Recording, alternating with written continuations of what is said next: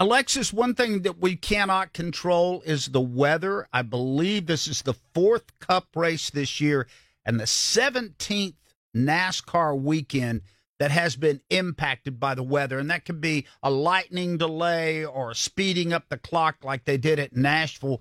If you want to end the drought, just schedule a NASCAR race. I know that's been said before, but it's eerie this year. Yeah, I don't know if we need to, send a team to the racetrack early each week, burn some sage, exercise those weather demons, because my goodness, you're right. It has just plagued us, as a series and as a whole for the entire season.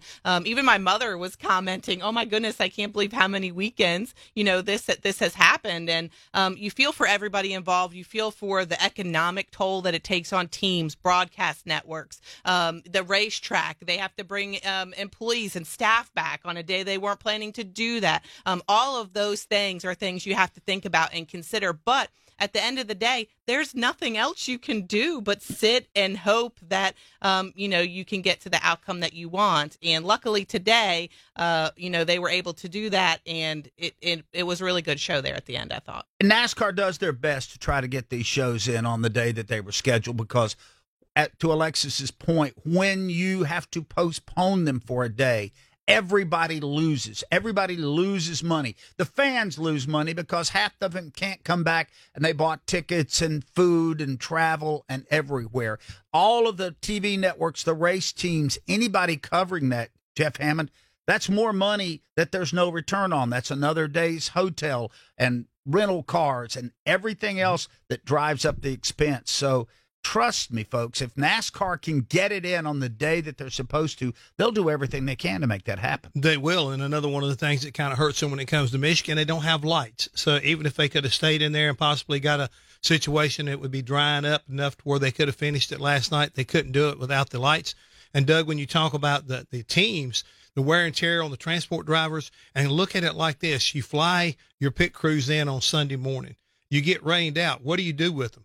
They don't have a lot of hotel rooms up there close by where you can stick these guys. So what happens? They get back on a plane, fly back home, and then have to come back up the next morning. So that expenditure you're talking about is pretty astronomical. Well, I know from my own personal experience this year when we got rain delayed in New Hampshire and we had to stay an extra day, the hotels are very proud of their rooms. You don't get a break by having to extend over. It's $250 for just an okay hotel room. So it cost everybody a lot of money. Mm-hmm. The point being, NASCAR's aware of this. They want that race ran on the day that it was advertised. It's better for all the media. Television wants it then because they are the ones that are in charge of the scheduling. They don't want to put the race on the USA Network on a Monday. No, I mean, it's a hardship that everybody, they plan for, and they always hope and pray they don't have to go to plan B or plan C, whatever it is.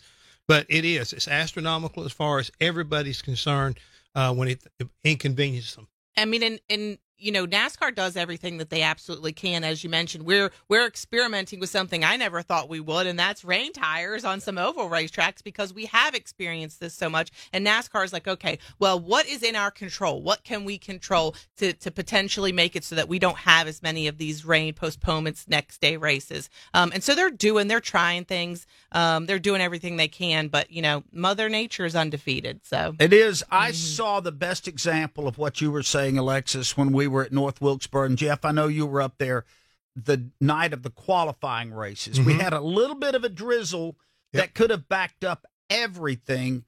They snapped some wet weather tires on there. The next thing you know, we're qualified, and they ran the race the next day. No, and that's, again, the continuing technology. They're implementing it as much as they can, as best they can. But to your point, I don't think you'll get very many drivers that'll be takers that want to go put those weather tires, you call them. I call them rain tires. I'm sorry. I do too. I know I should. The thing is, you will not get these drivers to probably want to go make laps at a place like Michigan. No, I don't think that's. I think NASCAR's reached about as far as they can go. Yes, short tracks, road courses. Exactly. By the way, the next two racetracks that NASCAR participates on will be without lights. The Indy Road Course, they don't have lights, but you can put on the wet weather rain tires and run those, and also you can do that at Watkins Glen. So hopefully we won't need them, but if you got to have them, that's a really nice alternative.